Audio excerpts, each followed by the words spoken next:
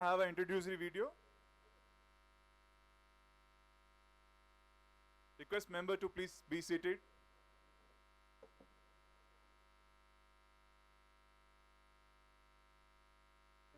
Mr. Shafi Mathur is founder and chief executive officer of Emergency Inc.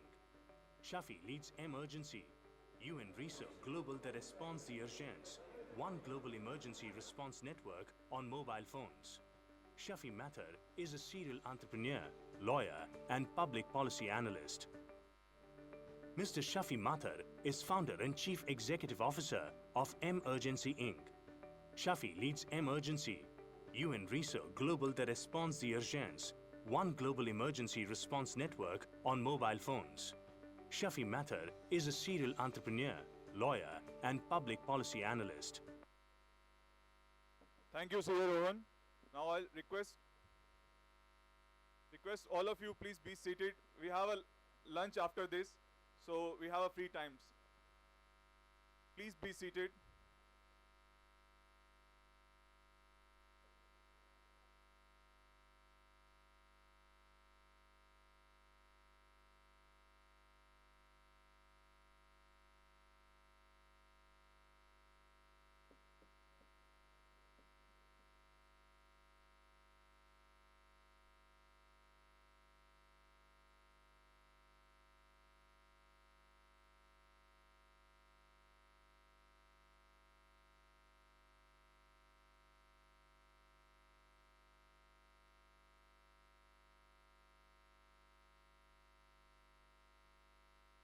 Request members to please be seated. Dear members, we are about to start our next session. We have a post lunch after this session, so request you please be seated.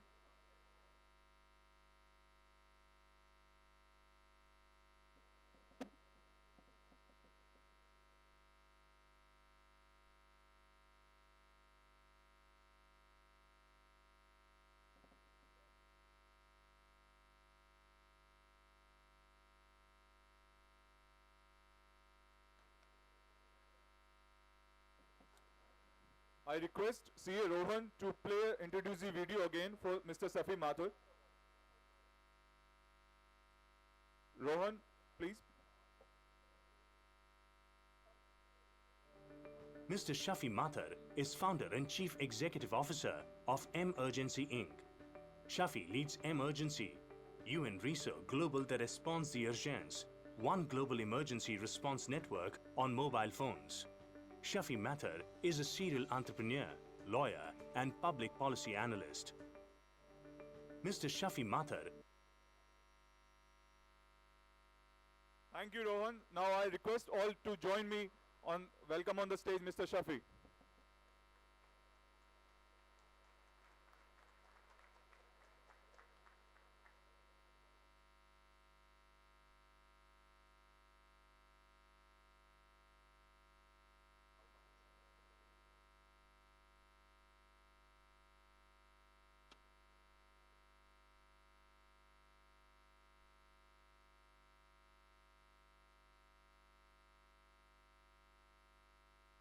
Start the timer.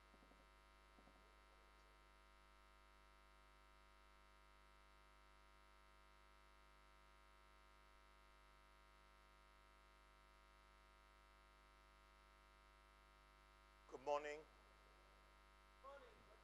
Good morning. Good morning.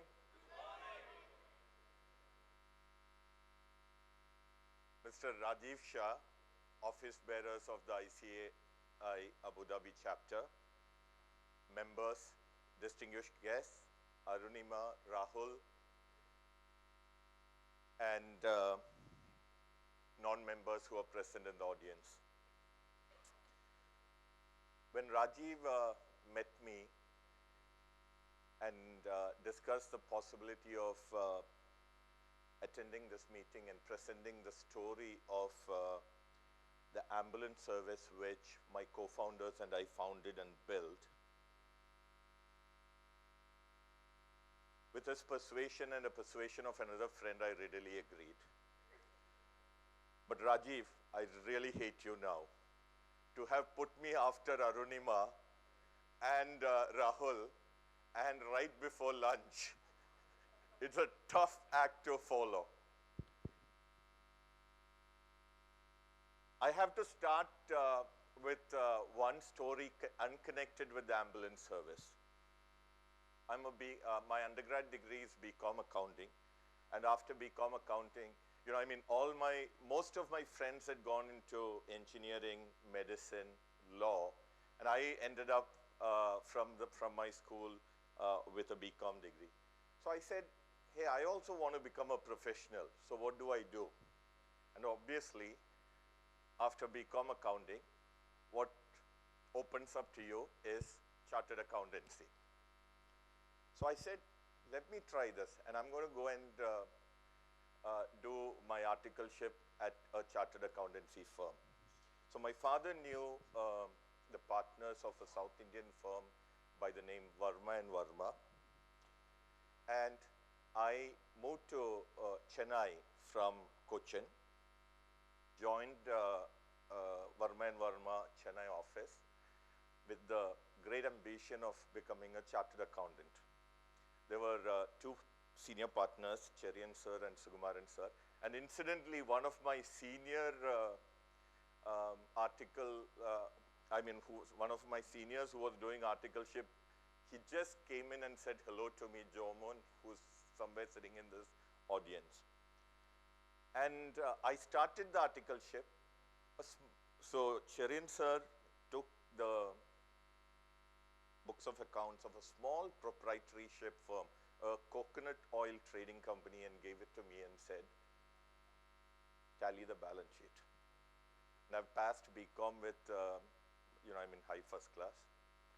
So I started. I mean, this was, of course, pre-tally days.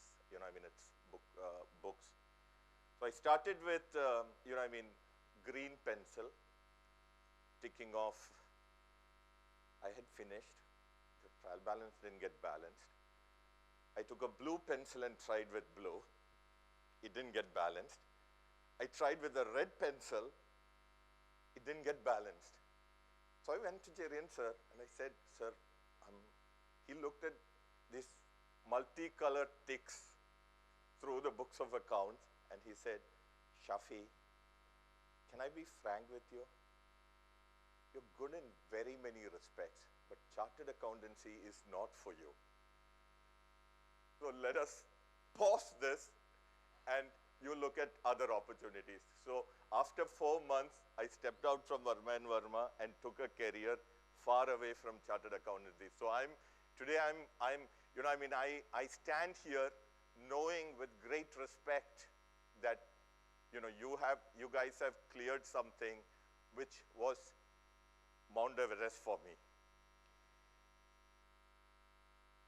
I want to tell the story of a enterprise which 4 friends and I started out of a deep personal experience. In the course of my career, I started working professionally first with Subhash Chandra of Zee, and then I got the opportunity to work fairly closely with the Reliance Industries chairman, Mr. Mukesh Ambani. And while I was working there, in a weekend visit back home to Cochin, at night my mom choked in her sleep. And my father and I had to rush her in the back of the car to the nearest hospital, which was around 25 minutes away. We drove like crazy. The hospital people knew us. She was attended to. By God's grace, she survived. But she was in ICU for 3 days and 3 nights. Sitting outside the ICU, when my mom was going through this tough period, I asked myself, I had seen ambulances with sirens whizzing past as a student in United States and also in Hollywood movies. I asked myself, why are there no ambulances for us to call in India? All of us, you here who have lived in Abu Dhabi or Dubai or most of Gulf countries, or those who have experienced life in Western Europe or North America, will know that you can dial a emergency number, and within a reasonable time, an ambulance will reach you when you face a medical emergency. Unfortunately, in India and for the major part of the world, that service do not exist. This happened, and this had hit me, but you know, I mean, it didn't. I didn't think much about it. My mom got discharged, came. A week later, my best friend's mother collapsed in Manhattan while she was on a visit there. In less than 6 minutes, an ambulance reached her, picked her up, and took her to the hospital. And Mercy Andy actually was under septicemic shock, and it was time which critically saved her at that point in time. We have lost her subsequently, but at that point in time, her life was saved because medical help reached her on time. So Ravi, my friend, you know, I mean, we were obviously on touch every day, and we contrasted these two experiences. In Cochin, which obviously have a fairly good health infrastructure compared to the rest of our country, we didn't have an ambulance to respond. And in Manhattan, an ambulance responded and saved the life of Mercy Andy in 6 minutes. We started talking about this, and we said, let's study what the situation is in India in regard to ambulance services. And of course, all of us were working, I mean, the two of us were working then. But with our spare time, we started studying ambulance services. And what we saw was that it was not that there were not enough ambulances. If you look at the number of ambulances or vehicles registered in India as ambulances, it's astounding. Just to let you know, I mean, how many ambulances would you think the district of, you know, I mean, or the metropolitan area of Mumbai will have, or how many vehicles would be registered as ambulances in the metropolitan area of Mumbai? I mean, take a guess. Pardon? No, in number of vehicles. 1,000. You know what the actual number was in 2004? There were 4,800 vehicles registered as ambulances in the metropolitan area of Mumbai, which means that there is a vehicle, there is an ambulance which can be there every half a kilometer or every third or fourth block in Mumbai. But if you were to call an ambulance, it's not available for you. Why? So we started looking at this, and what we recognized was that it was not the lack of capital or lack of vehicles or lack of ambulances. It was a lack of professional management of the service of providing emergency response, which was lacking in India. And we researched the past initiatives which had happened at that time. And what we also recognized is that donating an ambulance and getting the photo opportunity is an unbelievably interesting option for corporates, for wealthy individuals, for people who want to do something in their father's name, mother's name, grandparents' name, etc. But after the donation of the ambulance, nobody takes care of managing the ambulance. You know, I mean, it becomes a capital donation, and it rests there. Then we looked at the initiative, formal initiatives that were done in India to actually run ambulances as a service. And there were two initiatives which we were able to find out. One was by the central government for the National Capital Region, which is NCR, Delhi. And one was an initiative by a gentleman who is no more by the name Mr. Murali Diora, who was a MP from Mumbai for several several decades and a minister, who organized a trust together, got Mahindras and Tatas to donate 20 vehicles each. And in 1984, I believe,